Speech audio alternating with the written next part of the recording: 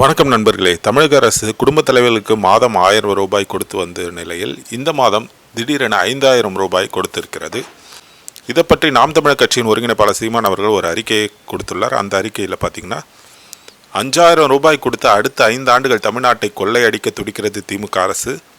பணத்தை கொடுத்து வாக்கை பறிக்க முனையும் திமுகவின் திருட்டுத்தனத்திற்கு வரும் தேர்தலில் மக்கள் தக்க பாடம் புகட்டுவார்கள் அப்படின்னு சொல்லியிருக்காங்க. மக்களின் வரிப்பணம்தான் மீண்டும் மக்களுக்கே வழங்கப்படுகிறது என்றாலும் கடந்த 4 ஆண்டுகளாக இல்லாத வகையில் இந்த ஆண்டு மட்டும் 3 மாதம் முன்பணம், கோடைக்கால முன்பணம் என்றெல்லாம் வழங்குவது தேர்தல் வருவதை கணக்கிட்டு மக்களின் வாக்கை பறிக்கும் சூழ்ச்சியாகும்.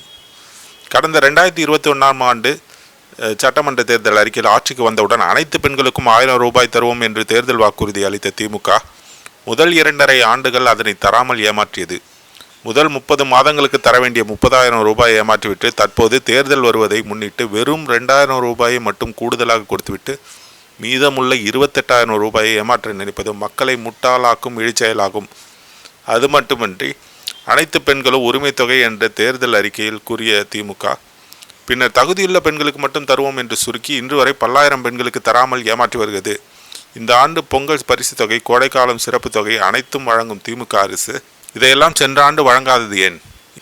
இந்த ஆண்டுதான் மக்களின் துன்பம் திமுக அரசின் கண்களுக்கு தெரிகிறதா? கடந்த 2001 முதல் 2021 வரை தமிழ்நாட்டை மாறி மாறி ஆண்ட திமுக, அதிமுக அரசுகள் வாங்கிய தமிழ்நாட்டின் மொத்த கடன் 5 லட்சம் கோடி ஆகும். கடந்த 5 ஆண்டுகளாக திமுக அரசு தன்னுடைய மிக மோசமான நிர்வாகத்தால் மேலும் 5 லட்சம் கோடி கடன் வாங்கி தமிழ்நாட்டின் பொருளாதாரத்தை அகல பாதாளத்தில் தள்ளியுள்ளது. தமிழ்நாட்டு மக்களின் தலையில் 10 லட்சம் கோடி கடனை சுமத்திவிட்டு தற்போது ஒரே நாளில் மேலும் 6500 கோடி கடன் சுமை ஏற்றியுள்ளது நிர்வாகத்திறனற்ற திமுக அரசு. நீண்ட நாட்களாக திட்டமிட்டு மிகவும் ரகசியம் காத்து ஒரே நாளில் 1.31 கோடி வங்கி கணக்கில் 5000 ரூபாய் செலுத்துவதில் மிகவும் நேர்த்தியாக செயல்பட்ட திமுக அரசு இத்தனை கவனத்தையும் பொறுப்பையும் சட்ட ஒழுங்கு காப்பதில் ஏன் காட்டவில்லை? இளைஞர்களின் எதிர்காலத்தை தீர்மானிக்கும் அரசு பணி தேர்வுகளை சரியாக நடத்துவதில் இத்தனை பொறுப்புடன் திமுக அரசு செயல்படாதது ஏன்?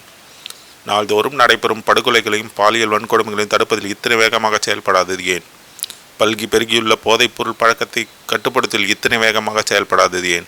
சாதி ஆணவ படுகொலைக்கு எதிரான சட்டம் இயற்றுவதிலும் இஸ்லாமிய சிறைவாசிகளை விடுதலை செய்வதிலும் இத்தனை வேகம் காட்டாதது ஏன்? நாடு முழுவதும் வீதிக்கு வீதி போராட்டங்கள் நடைபெற்று வருகின்றன.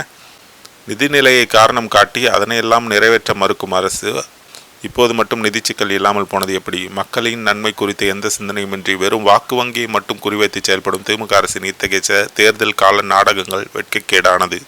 ஒடுக்கப்பட்ட மக்களுக்கு வழங்க வேண்டிய பல்லாயிரம் கோடி நிதியை திமுக அரசு முறைகேடாக உரிமை தொகை வழங்க செலவிட்டதாக குற்றச்சாட்டு எழுந்துள்ளது அப்படின்னு இந்த அறிக்கையில் காட்டமாக நாம் தமிழர் கட்சி ஒருங்கிணைப்பாளர் சீமான் அவர்கள் குறிப்பிட்டிருக்காரு.